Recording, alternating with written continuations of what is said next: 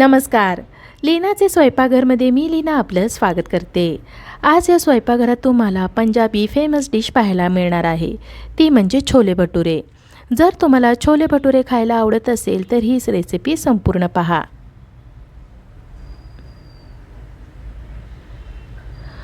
भटुरे बनवण्यासाठी पहिल्यांदा आपल्याला भटुऱ्याचे पीठ भिजवावं लागणार आहे. इथे मी 2 वाटी ताजं दही घेतलेलं आहे. मिक्सरच्या साहाय्याने दह्यातील गुठळ्या फोडून घेऊयात. दह्यातील गुठळ्या फोडून झालेल्या आहेत. 1 वाटी रवा घेतलेला आहे. थोडा थोडा रवा घालूया आणि मिक्सरच्या साहाय्याने हलवत राहूया, म्हणजे रव्याच्या गुठळ्या राहणार नाहीत.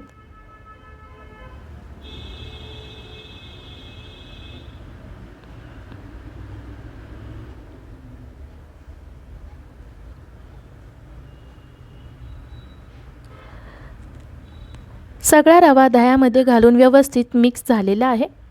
रवा दह्यामध्ये छान भिजावा म्हणून याच्यावर झाकण ठेवून 2 तास बाजूला ठेवूयात. रवा भिजत आहे तोपर्यंत आपण काबुली चणे शिजवायला ठेवूयात.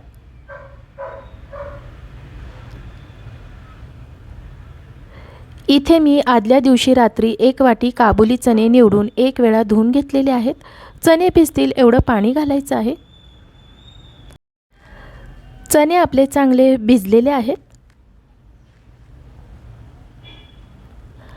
कुकरमध्ये पाण्यासहित काबुली चणे घालूयात.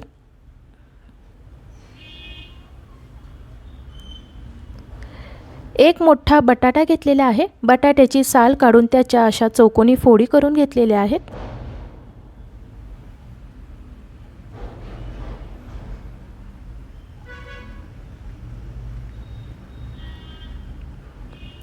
अर्धा चमचा मीठ घालूया.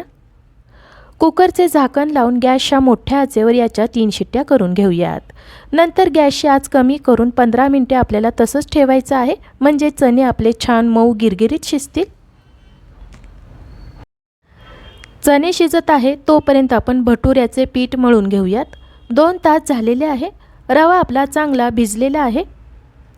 इथे मी अर्धा किलो मैदा चाळून घेतलेला आहे. रवा घेतलेला आहे त्याच वाटीने 1 वाटी गव्हाचं पीठ घेतलेलं आहे.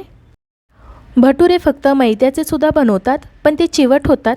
मैद्यामध्ये रवा आणि गव्हाचे पीठ घातल्यामुळे ते चिवट होत नाही आणि भटुरे पचायला हलके होतात. 1 टीस्पून मीठ आणि 1 टीस्पून बेकिंग पावडर घालूया. भिजवून घेतलेला रवा घालूया.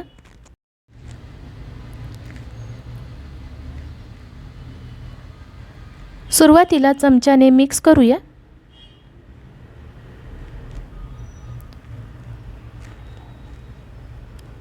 मिक्स करून झाल्यानंतर याच्यामध्ये थोडं थोडं पाणी घालून पीठ भिजवून घेऊयात.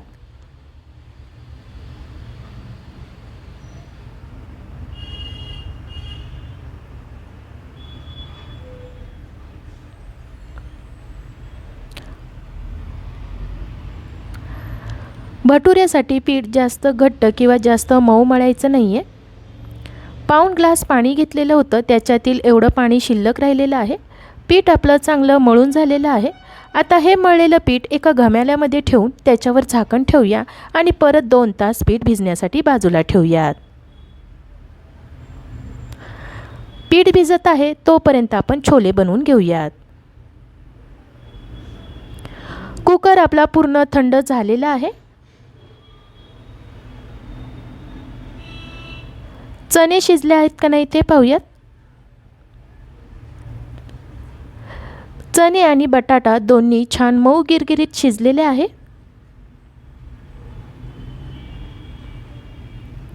कढईमध्ये मोठी 2 पळी तेल घालूयात. तेल चांगलं गरम झालं की याच्यामध्ये अर्धा टीस्पून जिरे घालूया. जिरे उमललेले आहे. इथे मी मोठे 4 कांदे मिक्सरमध्ये घेऊन त्याची पेस्ट बनवून घेतलेली आहे. कांद्याची पेस्ट घालूया. जर तुम्हाला कांदे मिक्सरच्या भांड्यामध्ये बारीक करायचे नसेल तर तुम्ही किसणीने सुद्धा किसू शकता. गॅसच्या मध्यम आचेवर कांदा हलका सोनेरी रंग येईपर्यंत भाजून घेऊयात.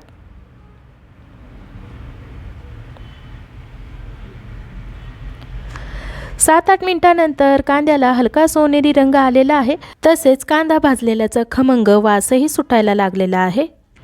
इथे मी 4 पिकलेले टोमॅटोची प्युरी बनवून घेतलेली आहे। टोमॅटोची प्युरी घालूया। ही प्युरी आता आपण तेल सुटेपर्यंत चांगली भाजून घेऊयात।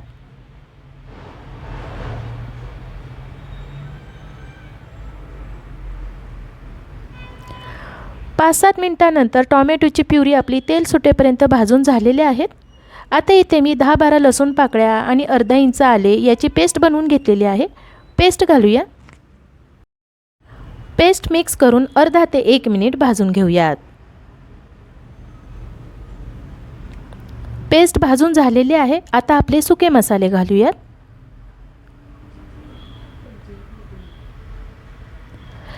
एक मोठा चमचा धने पावडर, 1 मोठा चमचा जिरे पावडर, 1 टीस्पून हळद, 1 मोठा चमचा आमचूर पावडर, 2 मोठे चमचे छोले मसाला, 1.5 चमचा कांदा लसूण मसाला घालूया। कांदा लसूण मसाल्याऐवजी तुम्ही लाल तिखट सुद्धा वापरू शकता। मसाले मिक्स करून 1 ते 2 मिनिट भाजून घेऊयात। गॅस याच कमीच ठेवायचे आहे, नाहीतर मसाले करपतील।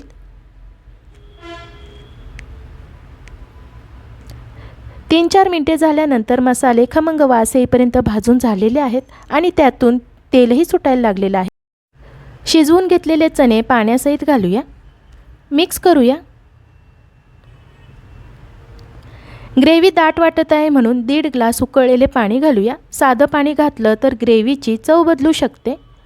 परत एकदा आपण मिक्स करून घेऊयात।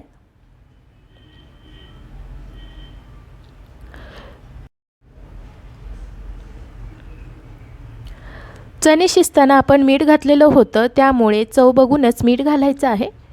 गॅस याच कमी करूया आणि मसाले मुरण्यासाठी याच्यावर झाकण ठेवूया। 7 ते 8 मिनिटे झालेली आहेत। झाकण काढूया। छोल्याला छान खळखळून उकळी आलेली आहे। सगळ्यात शेवटी बारीक चिरलेली कोथिंबीर घालूया। मिक्स करूया। छोले तयार झालेले आहेत।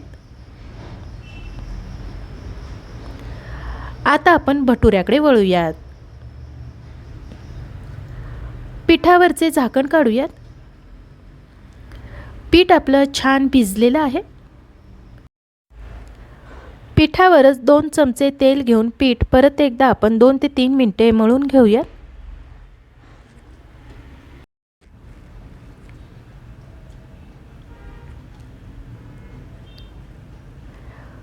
पीठ आपलं चांगलं एकजीव होईपर्यंत मळून झालेलं आहे।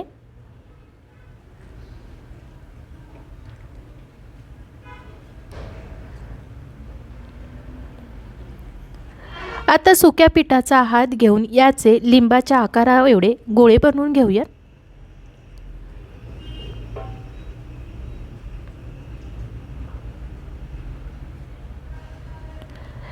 हे बघा, एवढ्या आकाराचे गोळे बनवून घ्यायचे आहेत।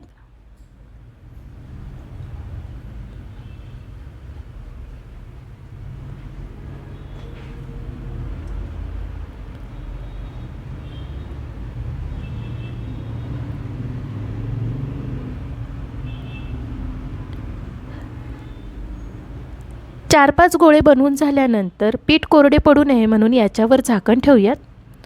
एक गोळा घेऊन परत दोन्ही हाताने मळून घेऊयात।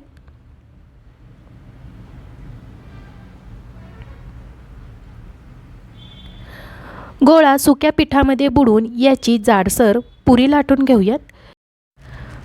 भटुरा लाटताना कुठेही पातळ किंवा मध्ये जाड असा ठेवायचा नाहीये, सर्व बाजूने जाडसरच ठेवायचं आहे।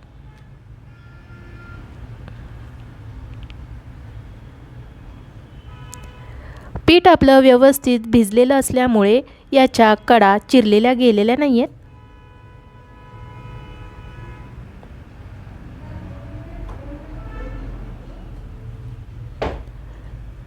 हे बघा, एवढा आपल्याला जाडसर भटुरा ठेवायचा आहे।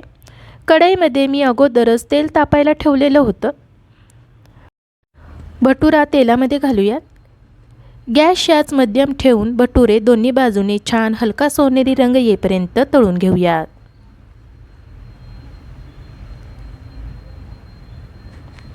हे बघा, भटुरा आपला फुगायला लागलेला आहे।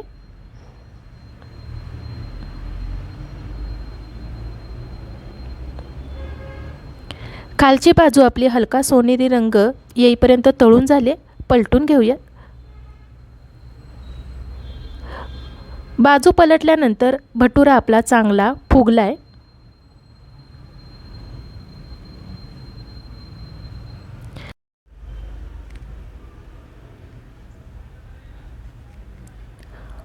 भटुरा दोन्ही बाजूने छान हलका सोनेरी रंग येईपर्यंत तळून झालेला आहे. भटुरा आपण चाळणीमध्ये काढूया, म्हणजे जास्तीचं तेल खाली ठेवलेल्या भांड्यामध्ये नितळेल. एवढ्या प्रमाणात मध्यम आकाराचे 35 ते 36 भटुरे तयार होतात. याच पद्धतीने शिल्लक पिठाचे भटुरे लाटून तळून घ्यायचे आहेत. छोल्याची आमटी आपण अगोदरच तयार केलेली आहे, त्यामुळे भटुरा तयार झाला की लगेच खायला द्या. तयार केलेले छोले भटुरे कुटुंबातील 6 व्यक्तींना सहज पुरेल. असे छोले भटुरे तुम्ही नक्की करून बघा, तुम्हाला जरूर आवडेल. मला आशा आहे आजच्या या रेसिपीची तुम्हाला थोडीफार मदत झाली असेल. आजची ही रेसिपी तुम्हाला आवडली असेल तर लीनाचे स्वयंपाकघर या यूट्यूब चॅनलला सबस्क्राईब जरूर करा. धन्यवाद.